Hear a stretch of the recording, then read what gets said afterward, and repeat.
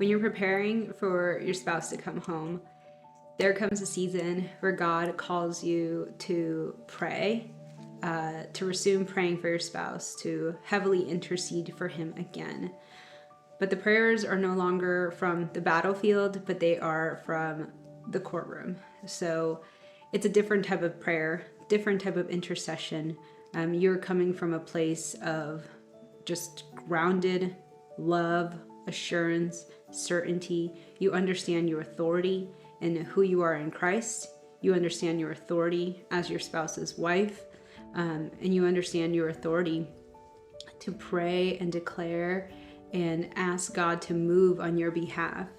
And in this season, I mean, it's a different type of season than when you start first praying and interceding for your spouse early on in your standing and restoration journey. I feel like that season of prayer, it's a lot of heavy warfare prayers, just a lot of binding and rebuking and praying for demonic forces to break and things of that nature. And there's definitely a season for that. I think that is a season where the Lord will use your prophetic gifts, the gifts of the Spirit, to reveal stuff to you, whether it's you have the gifts of tongue or the gift to interpret tongues, and one of those is dreams. Dreams is a language, by the way. Maybe I'll do a video on that one day. But yeah, interpreting dreams, the spirit of discernment, spirit of prophecy. Like, God will use your spiritual gifts to help in this warfare season. But then he calls you to stop praying, and there's just not the grace there to pray. And it may be because you're entering a healing season. And once you go through your healing season and you're good, you're like, I don't even know that I need my husband anymore. Like, me and God are good. We're at peace, where there's joy. You're almost like nervous to rock the boat and to start, stirring things up again. Because when you do pray, expect for things to move, expect for things to shake. And so you're like, I don't know if I want to engage in that kind of prayer anymore, Lord. But it's no longer those heavy warfare prayers. We're now interceding in a different way. We're bringing things to the court of heaven. We're pleading Jesus' blood as the evidence of the new covenant that Christ died for us, for our spouses, for the forgiveness of their sins. And we're just taking them and interceding for them. And so in that season, it can be a little bit harder to start praying for your spouse, because you're like, I don't know, Lord, I haven't really prayed for them in a while. Do you really want me to do this now? And it will be a season that will inconvenience you, because again, God is asking you to pray, and these are consistent prayers. And this is a time where you start to break word curses that you've spoken over your own marriage, intentionally or unintentionally. Consciously or unconsciously, you're breaking off word curses that you've spoken over your marriage. You're reminding God, you're bringing that to the court of heaven, that what God joined together, let no man separate, that a 3-strand cord is not easily broken, that you're asking God to burn with the fire of God any demonic altars that are trying to destroy your marriage. But it's a more peaceful warfare. A different type of warfare. And it is an inconvenience in some aspects, because God does ask and require a lot of you to be that intercessor, even when you don't feel it, because warring in pain is so much easier than warring in peace. But the weapons of our warfare are not carnal, and so we can stir up that desire to pray by worshiping, by remaining in a state of peace, by making it more of a practice, more of a discipline than something that we're doing out of desperation and necessity. So that season, I think it requires intentionality. It requires discipline. And hopefully you've walked through your seasons and been able to you've grown into the different disciplines, spiritual disciplines that we need to be able to maintain a connected relationship with God. Not that you have to fast, that you have to pray. I mean, you should pray, but it's that communication, that constant communication. But the fasting, the reading of the word, the Sabbathing, the resting, like these are all spiritual disciplines that help you grow closer in your connection with God.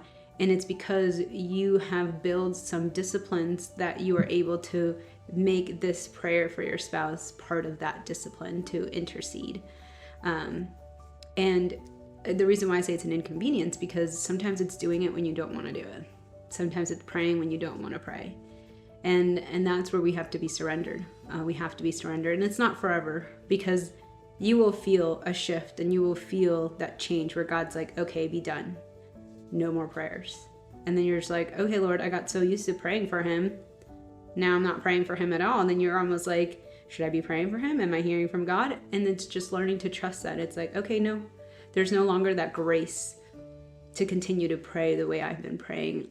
And then you truly just surrender him to God and just say, Lord, he's in your hands now.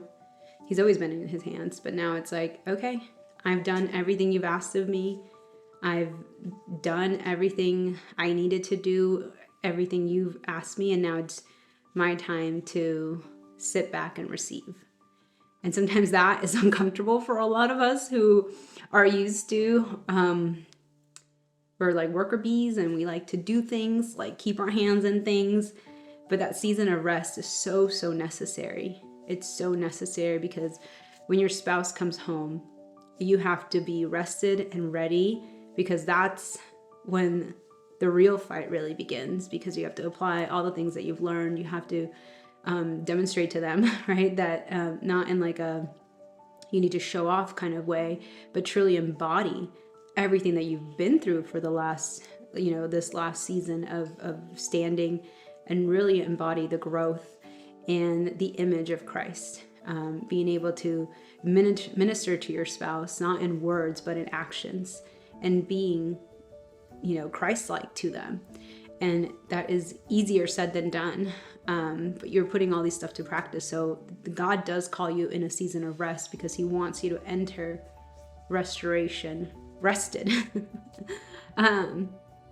So anyways, just what I wanted to share was that when you are in this space where you sense that the Lord is calling you to start praying for your spouse again, you feel like, Lord, I prayed this yesterday, why am I praying this again? And just trust it. Just trust it, because now he's having you call things into existence again. He's having you declare things, right, that you may not see in your spouse right now, but as he's coming home, these are the seeds that are being deposited that you will see fruit later down the road. And looking back now, you wish you would have prayed more of these things into existence and called them forth and given them life, right? Breathe life into them as your spouse is home. So don't be afraid of that shift. It's not a long season either. Usually, I can't really put a time frame for anyone, but sometimes it's a month, sometimes it's 2 months, sometimes it's a couple of weeks, sometimes it's a couple of months, but just trusting that God will give you the grace and the spiritual ability to discern what season you're in. Because restoration, yes, it is a part of it is the reunification of you and your spouse, bringing you guys back together, but it's also growing in your relationship with God. And in the season, you've learned to hear God, to know when he's speaking, to know when he changes the way that he speaks. That's another big one too, that the way God speaks to us in one season may not be the same way that he speaks to us in another season. Like the pillar of fire and the cloud, like that didn't go into the promised land. Like that ended in the desert. So just learning that God is going to speak to us so differently. For me, in this season, in my season of healing, God gave me dreams, but he gave me no revelation. And my job was just to steward that, write them down. Like it says in I think it's Haggai, that says, write down the revelation, because it will surely come to pass. And that was just my job. It was just to write it down. I didn't need to know what God was saying in that season. I just needed to write it down. It was for a different season. And I would get so frustrated because I was like, God, I don't know what you're saying. I can't hear I don't understand. I'm getting all these dreams, but I have no idea what you're saying. And the way he was speaking to me in this particular season was through other people. And I was getting like so confused because I'm like, I just went through an entire season where, I had dreams that God was speaking me to, and then no dreams, and then dreams again with revelation, and then dreams with no revelation. So I'm like, okay, communication has changed. The radio signal has changed. So it's just being more attuned with that. And then after that, the Lord began to speak to me in silence. Like, it was crazy how in the silence, that's where he was. It wasn't in the worship music. It wasn't in the teachings. It wasn't in the sermons. It was in the silence. And I had gotten the opportunity to purchase a new property, and the previous owners had left me some raspberry bushes. And through the summer, that's when they bear fruit. And I remember going to my garden all the time, and because we had fall and summer bearing species. And I just remember seeing all these canes popping up, and I'm like, you're not bearing any fruit. And I'd go in there with my my shears, and I'd be like, you're not gonna take any resources from my fruit bearing canes. And it just like, because I guess maybe because we're not in an agricultural culture, so when you hear about the vine and you have to prune the vine, even the vines that bear fruit, you have to prune them so they continue to bear more fruit. And that was the season that I was in. God was speaking to me as I'm gardening and attending to my raspberry bushes. He's like, okay, cut this one, don't cut this one. And then later in the summer, the ones that bear fruit, I was like heartbroken to go in there and cut them. I'm like, but what if they bear more fruit? And it was like, no, cut them down, like cut them all the way to the ground. And you're just like, I don't know if I can do that. And that's the pruning season. And so anyways, that's where we were at in our communication. He was so silent. He was silent. And then it changed again. And then really understanding and rebuilding that trust, because we all know that there's different ways that we can hear God. Some of us hear him audibly. Some of those are seers. Some of them are hearers. Some of them are knower and feelers. So I'm a knower. Like, I just know that I know that I know. And it was allowing myself to rebuild that trust that I am hearing God again the way that I once did. And just knowing and moving in faith and trusting that if I'm not moving in the right direction, he is going to course correct me quickly. And I just have to be attuned to that. So, yes. I feel like we went in two completely different subjects here. So, bear with me. Just know that, oh, Holy Spirit, help me. Know that in this season of restoration, right? You're entering your season of restoration. God will call you to pray. He will tell you, like, here's where you're going to find me. This is how you're going to hear me now. This is how I'm going to instruct you. The communication is going to change, and you're going to be in such a space of peace and just rest, because when the messages come, the phone call, like, there is excitement, but there's peace. When your spouse shows up, there's excitement, but then there's also this peace that you're just like, God, I trust you. You're no longer hung up on the timelines, on the time frame. You just know that he's going to do it, and you don't know when he's going to do it, but you know he's going to do it. And you just continue to live your life. You continue to walk in faith and just believing and declaring. And I had this one friend who would make fun of me because I would say, like, oh yeah, my husband's coming home tomorrow. And she was like, why is she saying that? I'm like, oh, he'll be home for Christmas. And I would say that, and I meant it, and because I knew that God could do it at any moment.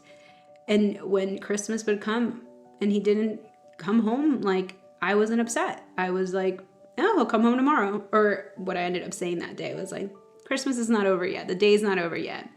He made an attempt to come home that night, but he didn't come home. And that's a story for another day. Just seeing what God does behind the scenes that we don't know and we can't see in real time. So I hope this was helpful. I hope this blesses someone today. And I pray you have a blessed day.